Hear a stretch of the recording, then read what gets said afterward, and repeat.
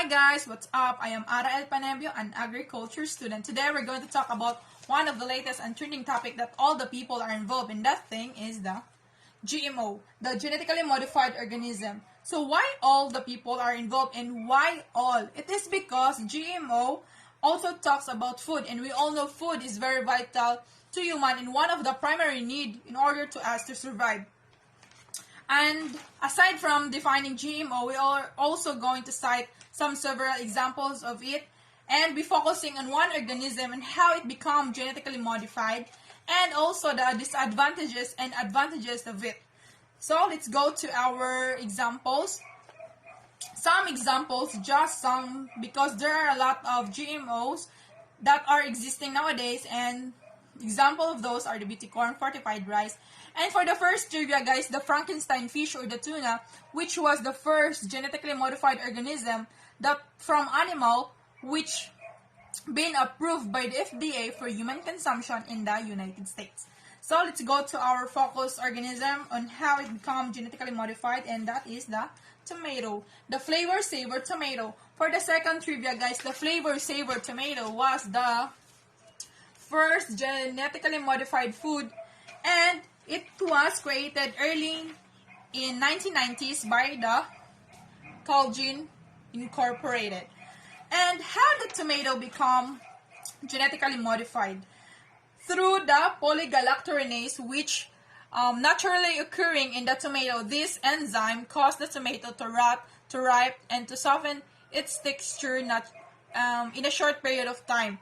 So the tomato undergone genetic engineering, and this polygalactorinase was inhibited or removed. So there was modification occur or changes in the genes of the tomato, and that is now the tomato, the flavor saver tomato, one of the genetically modified organisms.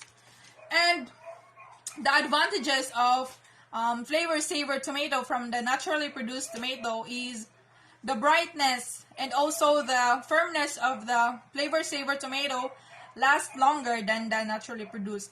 And also the Colgene Incorporated introduced this flavor saver tomato to reduce the overall cost of the processed tomato products like the tomato sauce and that tomato paste.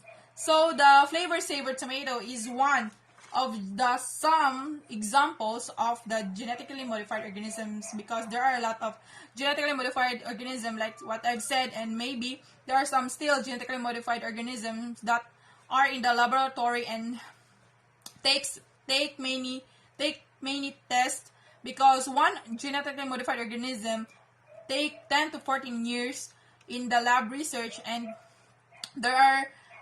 it also undergone many tests to be commercially available and be consumed by the human. So the advantages of genetically modified organism, first is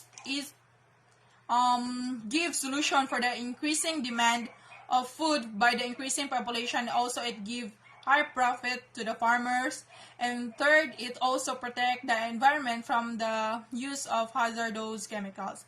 On the other hand, there are also disadvantages. First is some other cases that the foreign enzyme and the host enzyme, as they combined, the enzyme of those species created a toxic which can kill human who will consume that product. And also the allergy, it causes also an allergy to human. And for me, at the end of the day, we're the one who will going to choose what food we're going to eat, if it is organically grown, synthetically grown, naturally grown, or it's from the GMO, because we are here to survive, and we are the one who will choose what food we're going to eat.